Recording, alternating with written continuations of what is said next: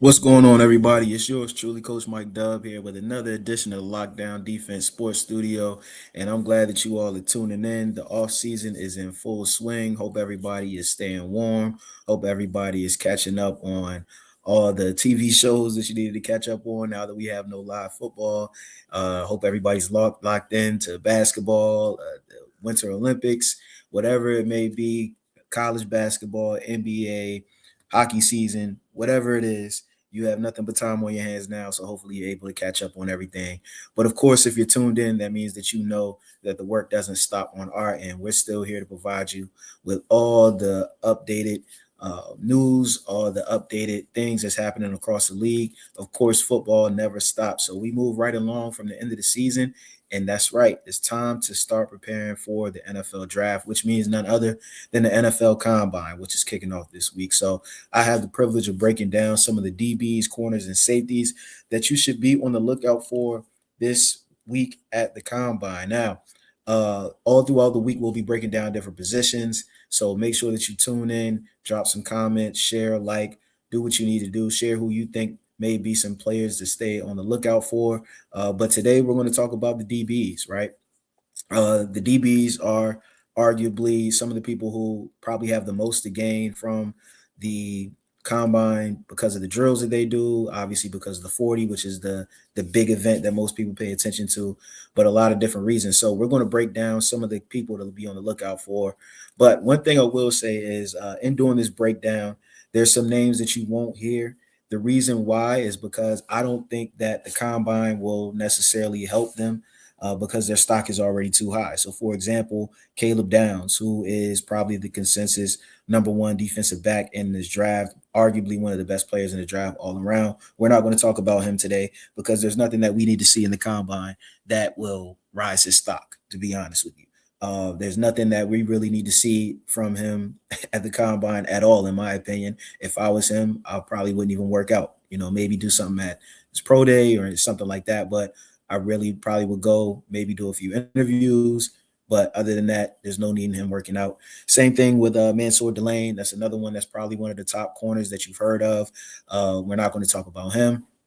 There's a few other guys that, like I said, who may be highly touted that we're not going to talk about, not because they're not names to be on the lookout for come draft season, but for the purpose of this video, we're talking about guys who you should be on the lookout for at the combine. So guys who could potentially improve their stock at the combine, guys that we would like to see a little bit more from at the combine, and just overall people that you want to be on the lookout for. So without further ado, let's jump right into it.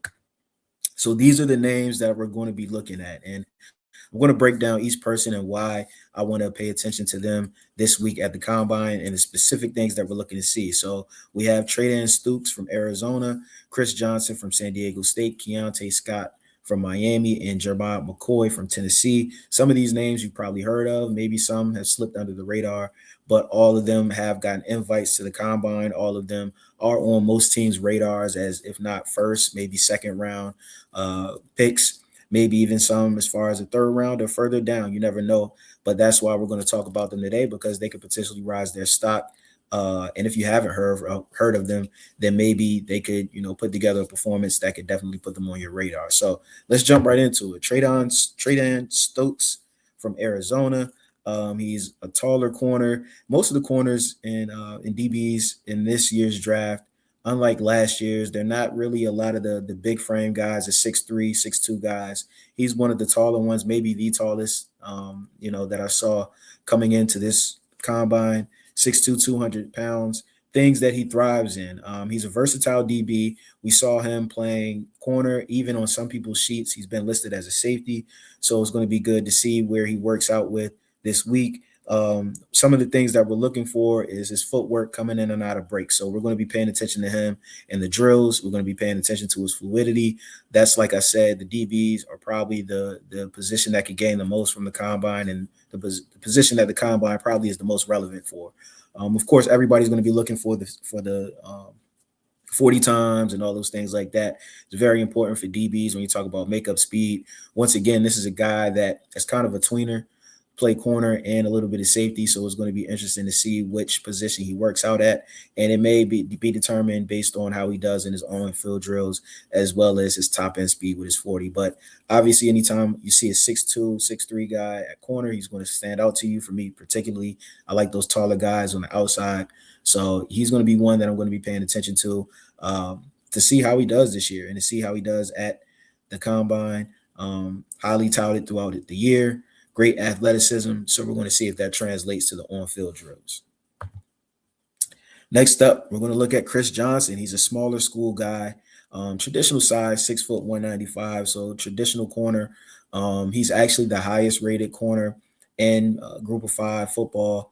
Actually, in I think Group of 5 and Power 5 football based off of PFF. So take that with a grain of salt, or take that how you want to take that. But some things that we're going to be looking for. I'm going to be looking to see his acceleration. He's an aggressive corner. He jumps a lot of things, which leads me to believe that if you're going to play that aggressive, that means that you one of two things: either you have great makeup speed and you're dependent on that, or you're trying to overcompensate for not having good makeup speed. And based on your scheme, you play a little bit more aggressive. So it could be either or. So I'm going to be interested in seeing his 40 time and seeing, is he a 4-4 guy or is he on the back end? That would determine a lot. Like I said, he's a very aggressive guy, jumps a lot of routes, plays a lot of things close. That may be also the scheme that he played in. So it's going to be interesting to see if he does have that top end speed and still just happens to play aggressive like that. Maybe it may translate into the next level. So it's going to be important to see that. Also looking for his acceleration. So for him, the most important thing I'm going to be looking at is the 40 times. I think we've seen, some decent footwork and decent coverage skills, change of direction, and all those things from him based on his film. As I mentioned before, he's the highest rated corner based off of PFF. So he had a good year. He's a smaller school guy. So anytime you're a small school guy, not an SEC or Big Ten guy, it always helps to go in and knock out and perform well at the combine. So Chris Johnson could potentially see his stock go through the roof as well.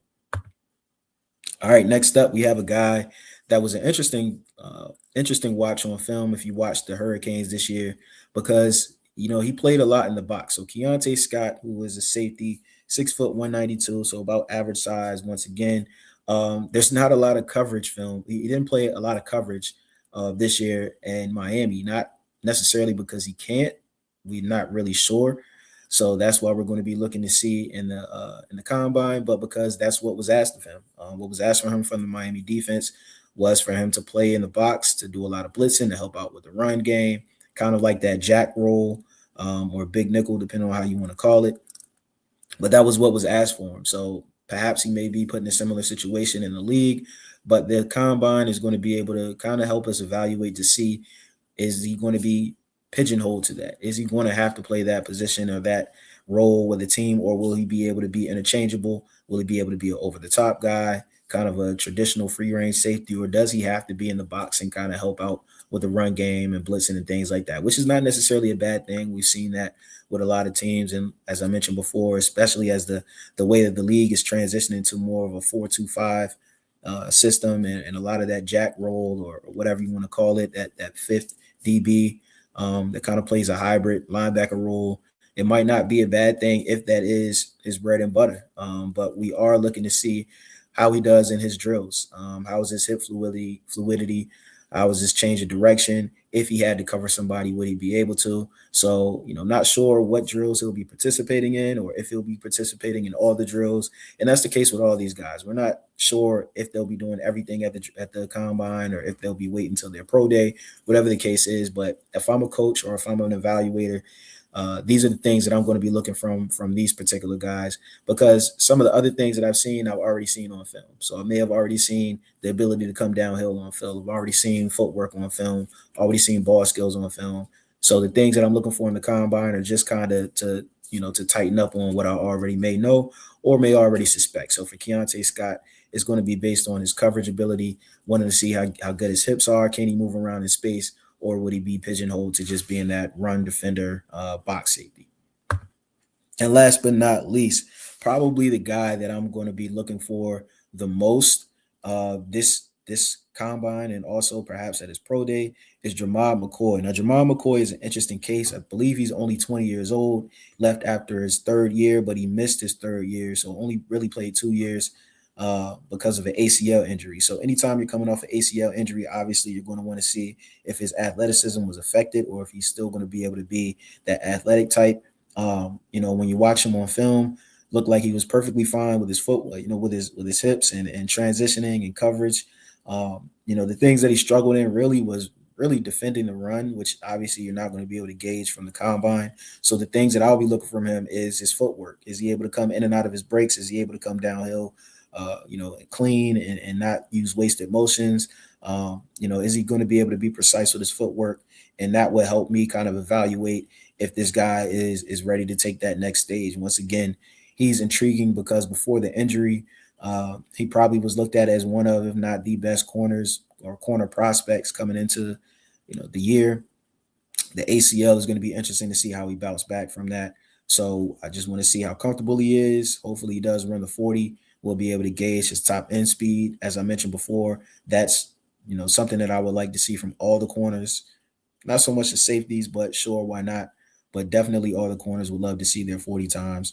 But for Jamal McCoy, definitely going to be paying attention to his footwork and his drills, how quickly he's able to come in and out of those breaks, and of course, further evaluating his ball skills. So he can definitely shoot very high up a lot of people's ladders or off a lot of people's draft boards. So hopefully he has a good showing as well.